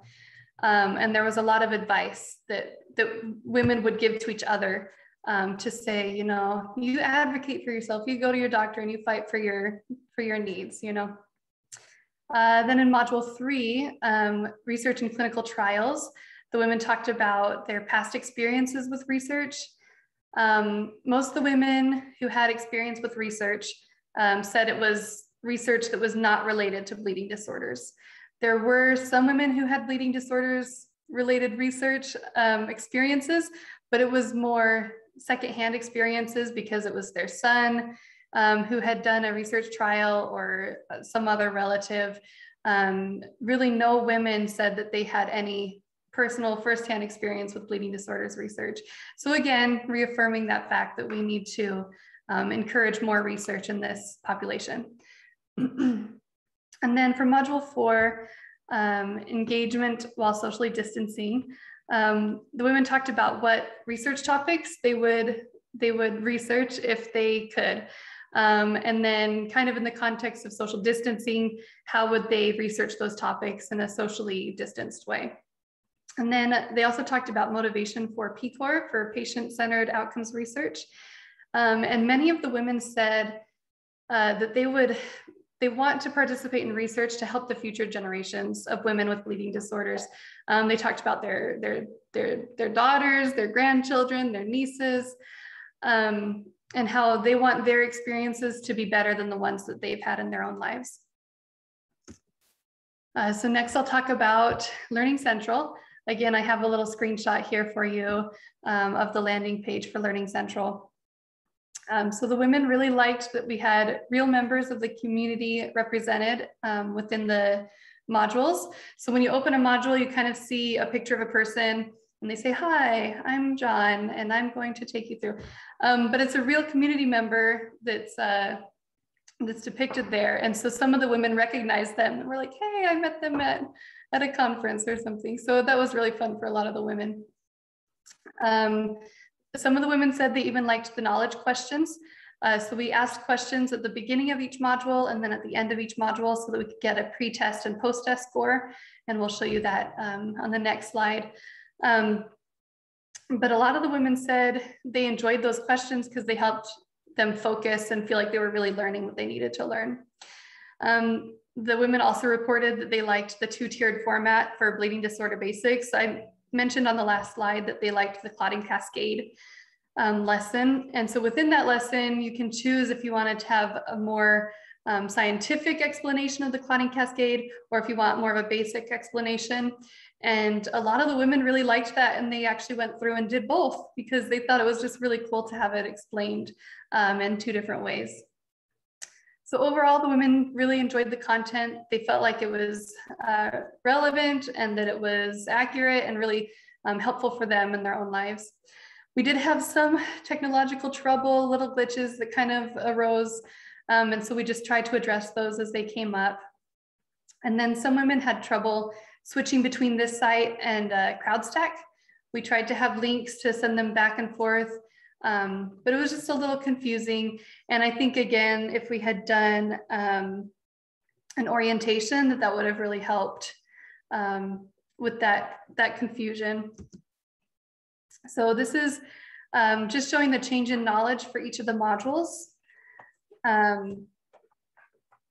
So for, sorry, I'm finding my right card. So for bleeding disorder basics, well, first of all, I should say we had an increase in each of the modules, which I think any educational program, you would hope that there's an increase in knowledge. But for module 1, the women were already pretty knowledgeable about the general symptoms and the quality of life. And so they had a bigger leap in knowledge when it came to the components of blood, the causes of bleeding disorders, and then genetics. And then in module 2, again, they were really knowledgeable about signs and symptoms as they pertained to women with bleeding disorders. But they had big gains in knowledge for testing and treatment. And then in module 3, as you can see there, they had just a huge gain in knowledge, almost a 30% increase when we compared pre-test scores to post-test scores. And they really, when we broke it down by topic, they had huge gains in every single topic. So this covered clinical trials, history of clinical trials, challenges of conducting trials, research, and then PCOR and CER, which again is the patient-centered outcomes research. So we were really excited about that big leap in knowledge because, again, this was kind of the focus of our program, to get women more educated about bleeding disorders, yes, but then also to really focus on research, get them educated about research and hopefully excited about participating in future research. So last thing I'll talk about is the Zoom conferencing. So again, the women were really excited about being able to hear from experts in the field. Some of them had never even talked directly to a doctor who was focused on women. So that was a really exciting opportunity for a lot of the women. And then we also recorded all the sessions so that any women who couldn't make it could watch it later. And then for the small group sessions, we were able to have more personal conversations between the small groups. Of course, anybody who's used Zoom knows that it's hard to find a time that accommodates everybody in every time zone. So that was definitely a challenge. But again, we recorded the sessions so women could watch them afterward. There was just disappointment when they couldn't be there live. And then some women had never used Zoom before and were a little intimidated by the technology. But again, had we done an orientation and kind of talked about each of the forms of technology we've been using, I think that would have helped a lot. So these are just some quotes from participant thoughts on Zoom. Two of them are from group members saying how they liked being able to interact with the physicians, getting their questions answered. And then that orange one on the bottom is from a peer mentor, and she's talking about how she actually noticed an increase in participation on the message boards after she just started doing the small group Zoom meetings. So that was kind of surprising to us that having more face-to-face conversations within the group actually increased the asynchronous conversations on the message boards as well. So that was a really happy finding for us. So to wrap up, these are our lessons learned. So as you heard throughout the presentation, orientations are a good thing. No matter which form of technology is being used, just take the time to walk your participants through it so you know that they feel comfortable engaging in that way. And then fostering connections between participants was really key to retention. The women who made connections at the beginning and talked more at the beginning were more likely to finish the program compared to the women who just popped on the site to see what was going on, but didn't actually post or engage. And then a lot of the women even wanted more opportunities to connect. They wanted to be able to have more Zoom meetings. They wanted to be able to have a Facebook group. They just wanted more participation. And then in virtual formats, we found that the purposes and goals of the program need to be stated clearly and then probably repeated and restated because we found as the women just got on and the slog of just going on and doing what they have to do, you know, and they're still keeping up with their normal lives, it can kind of get lost. So definitely making sure that that's foremost in their minds as they go through the program. Whitney, and then finally, this is so like comprehensive here, and it's just amazing. I love seeing the work that HFA is producing. We do have two questions here, and I want to make sure that we get to them because they're really great questions. But if you want to finish your last point, let's get to that. And I want to make sure we get your next question. Yeah. Okay. So finally, we reaffirmed that yes, we still need research. We still need clinical trials. They want to do it. They're willing. So let's generate more interest and more research for them. Awesome.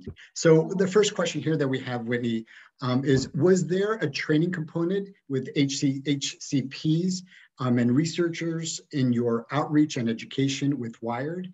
And if not, do you think that would help to encourage researchers to include women in the research? We did not have a training component outwardly, but I think that certainly would. And I think as we continue our work in this field, that's kind of where we're starting to focus a little more, directing our messages to stakeholders and researchers so that we can provide more or get more of those opportunities for women. Awesome. And then just one last question, because I think we do have that time here. And it says, it seems like you've collected some really valuable information. So how will you share the results of these modules with the greater community and HCPs?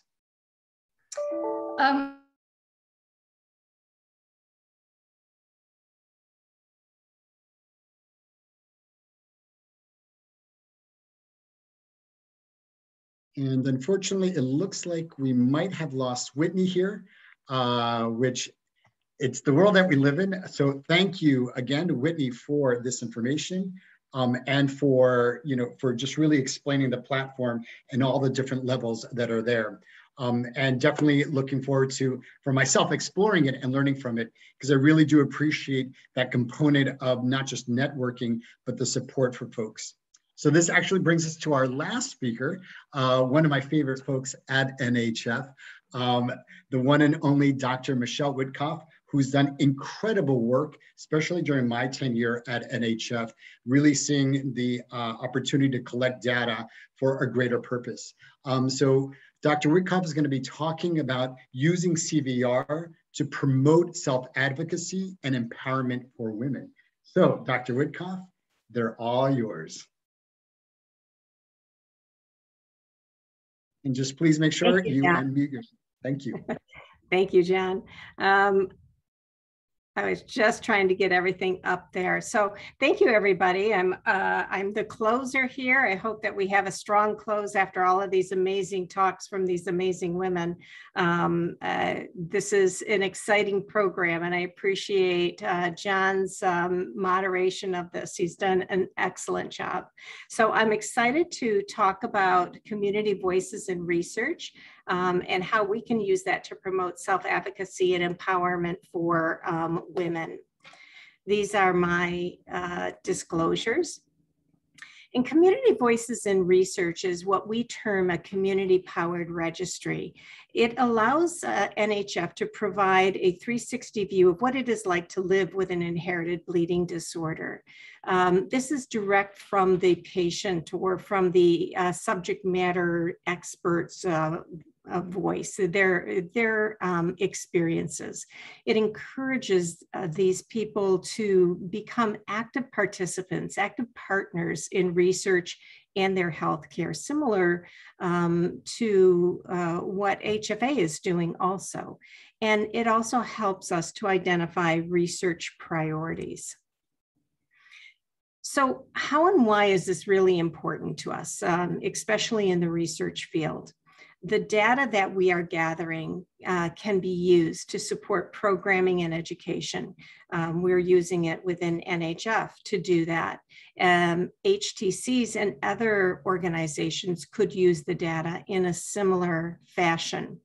We also are partnering with external researchers so that they can use the de-identified and aggregate data, and I will speak to that in a few minutes, for their own research.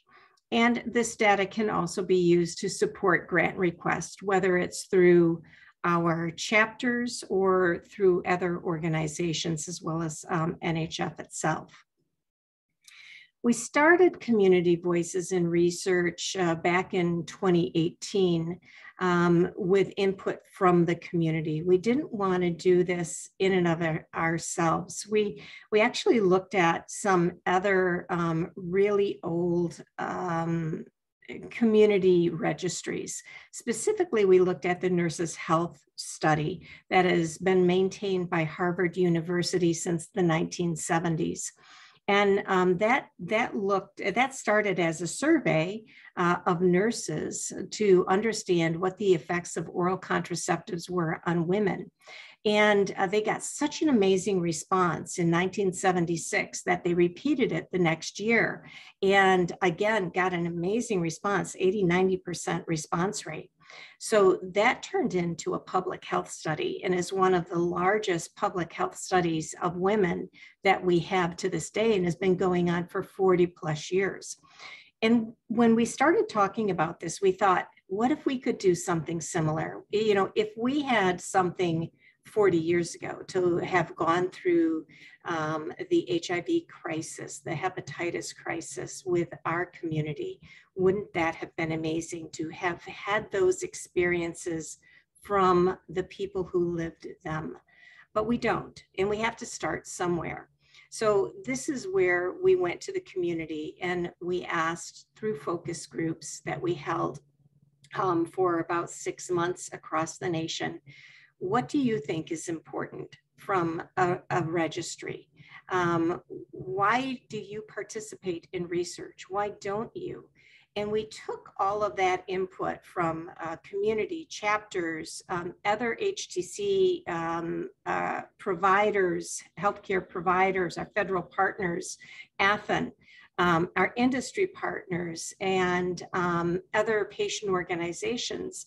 And then we combined it all into community voices in research. we try to go back to them on an annual basis.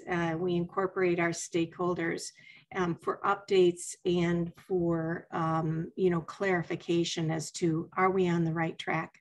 Are we moving in the right direction? We want to make sure that what we are doing is complementing other research efforts in the community. We're not trying to take the place of other research efforts. We want to complement, whether it's ATHEN or HFA. We want to make sure that what we're doing is complementary to them. And we want, our purpose is to amplify the voice of the person who is experiencing their inherited blood disorder. They really are the subject matter experts. As we think of patient centricity, they aren't always patients. They are subject matter experts. This is their journey. This is their life. And so we want to amplify that voice. We want to incorporate it in research as much as we can. We want to help others to understand what it is like to live with that bleeding disorder. We want to include their perspective, whether it is in research, education, or advocacy. And we want to enable a platform where we can facilitate a rapid research cycle. Normally, research, and especially in medications and things like that, take years in order to get any information back. But through something like CVR, through a registry and a platform like CVR, we can put out questions and we can get data and information back rapidly so that you can get information in a much more rapid fashion. And it can help us to identify those trends, those patterns and changes that we might not be able to notice otherwise. So that is really what we are hoping to do. This is our timeline. We began back in September of 2018. We began actually enrolling in 2019, March of 2019. And I'll show you our different surveys, but our baseline survey, where we get the majority of our information, we put out in October of 2019. In May of 2020, we changed our name. Previously, it was My BDC, or My Bleeding Disorder Community. And when we started, we were cautious about that research focus. We weren't quite sure where the community was, especially our professional community, on NHF engaging in research. And what we found was that we really did want to take that step and say, yes, we are participating in research. It's not that we're actively doing research, but we're partnering with our external researchers. We're offering them data. We're offering them the opportunity to engage with the community, and we're providing that avenue for them to do that. And so thus we changed our name to Community Voices in Research, and that was the purpose of doing that. And today we partner with, like I said, external researchers, whether that is our healthcare providers, industry partners, and we've actually had the opportunity to publish our the results of some of those surveys.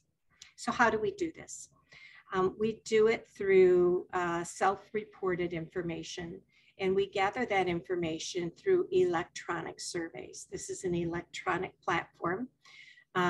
We have had IRB approval, and while we have been exempted by the IRB twice now, we wanted to make sure that our participants were understanding of what they were participating in. And so there is a participant agreement, and it is very similar to a broad consent.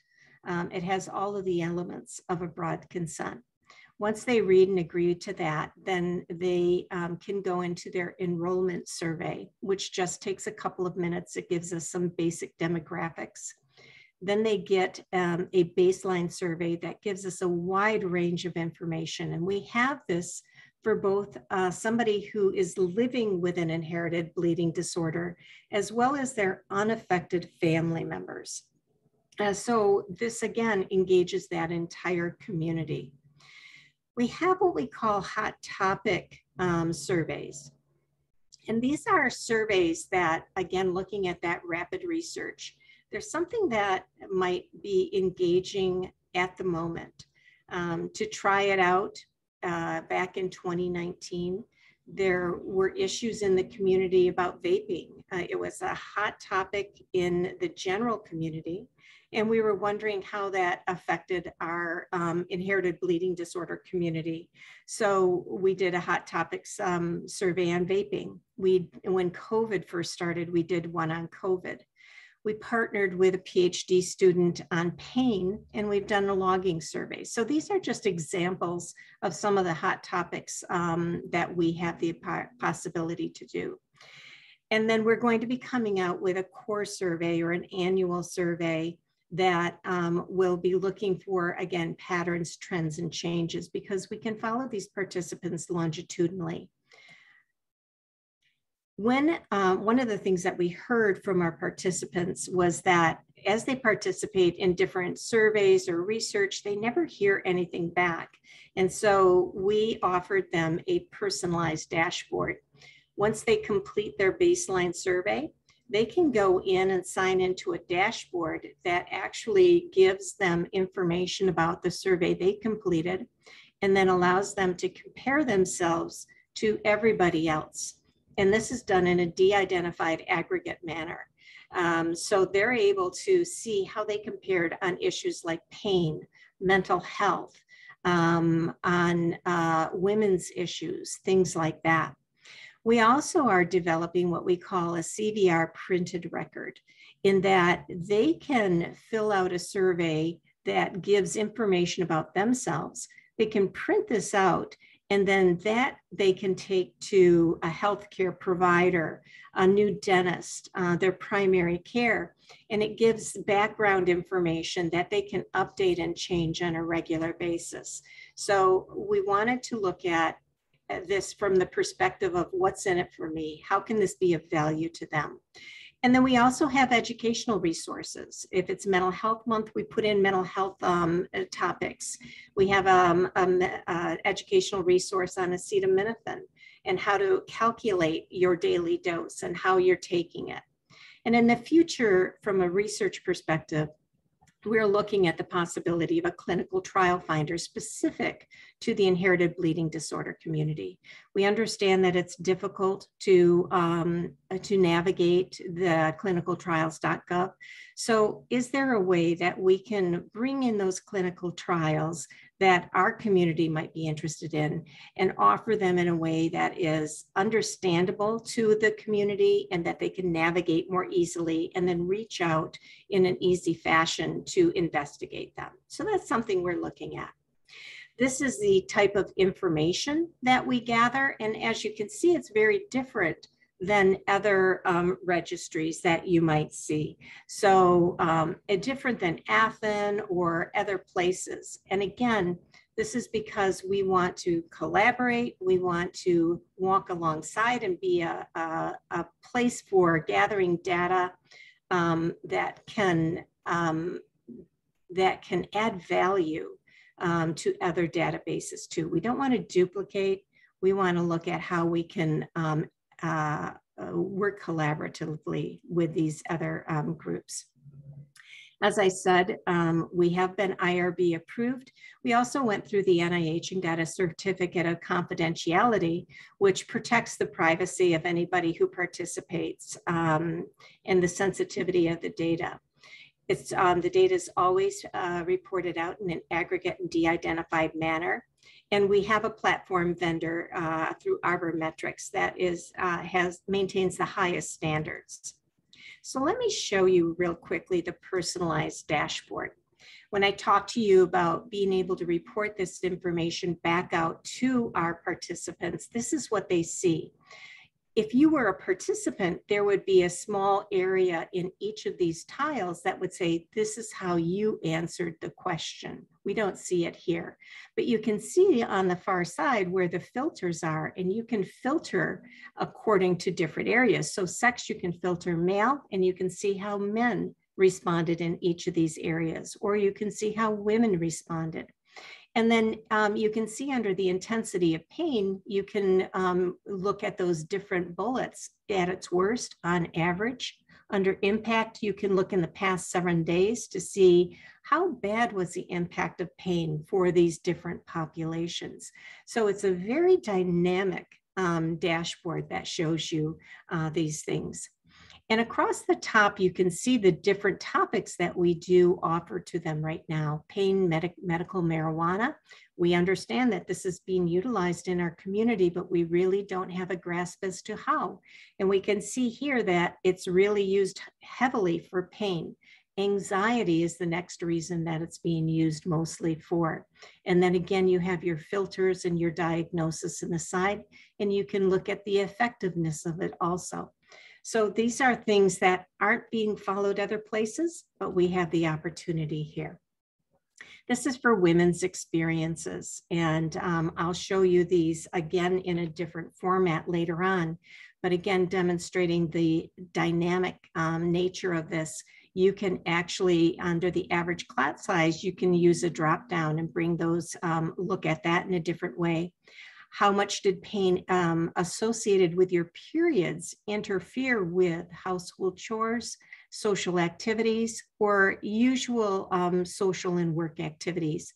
Every time you click into a different bullet, it changes how that graph looks. So this can be very dynamic for people.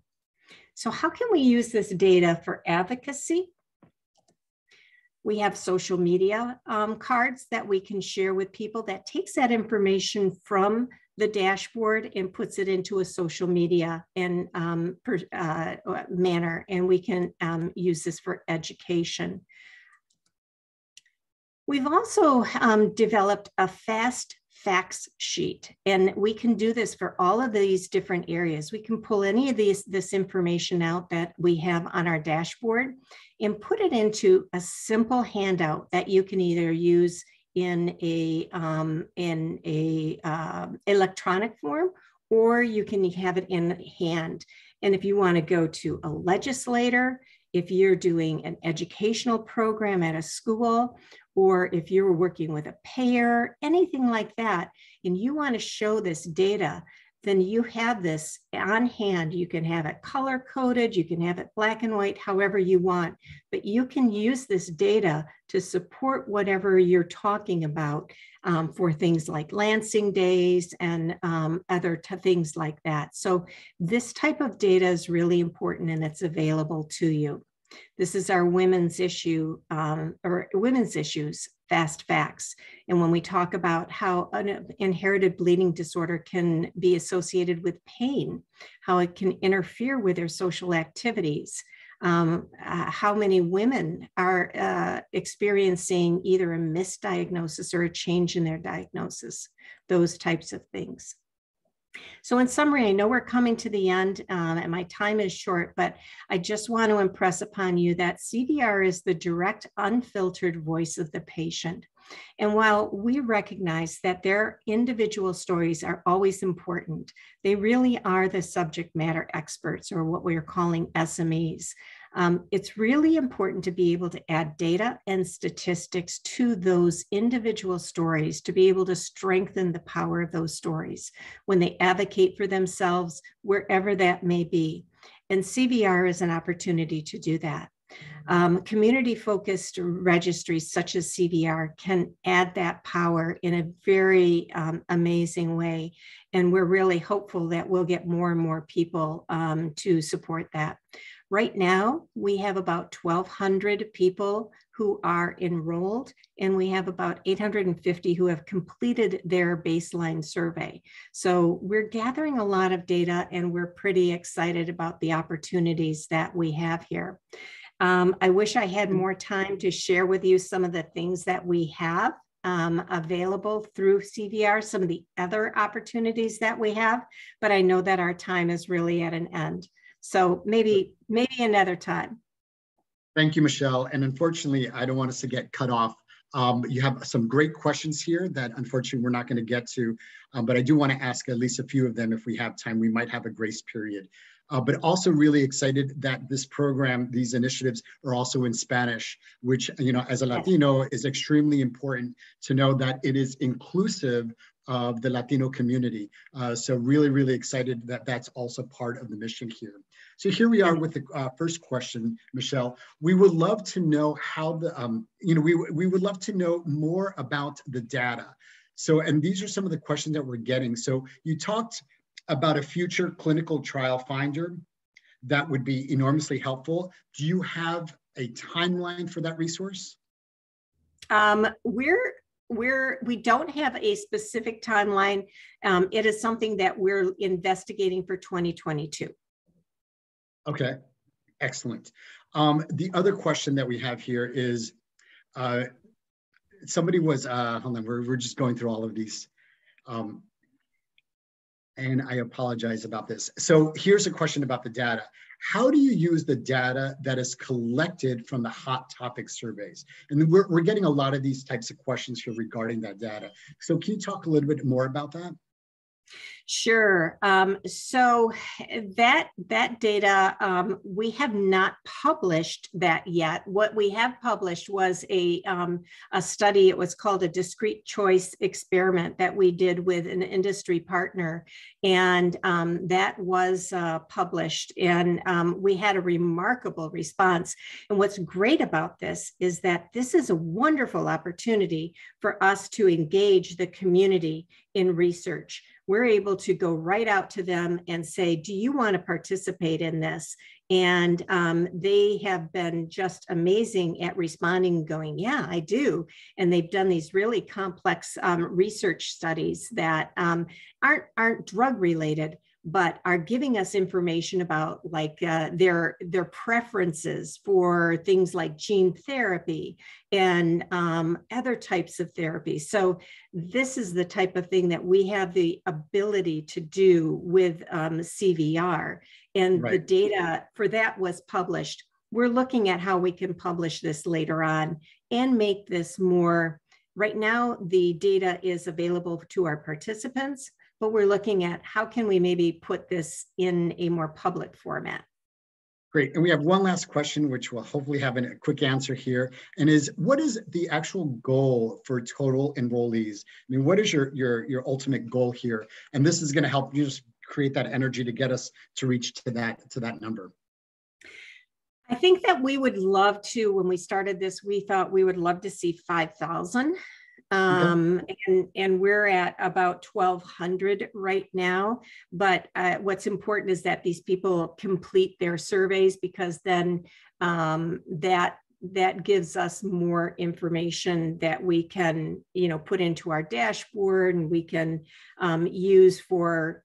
Another thing that we didn't talk about was our virtual advisory panels and things like that. Great. Thank you so very much, Dr. Witkoff. Really appreciate this information. And thank you to all the panelists here who provided just a wealth of great information and inspiration. On behalf of NHF, thank you so very much for being part of BDC. Remembering this is just the beginning. We've got some great days with amazing programming and opportunities for you to network with each other. So once again, my name is John Velasco. Thank you for all of our speakers. Have a wonderful conference, everyone. And thank you again.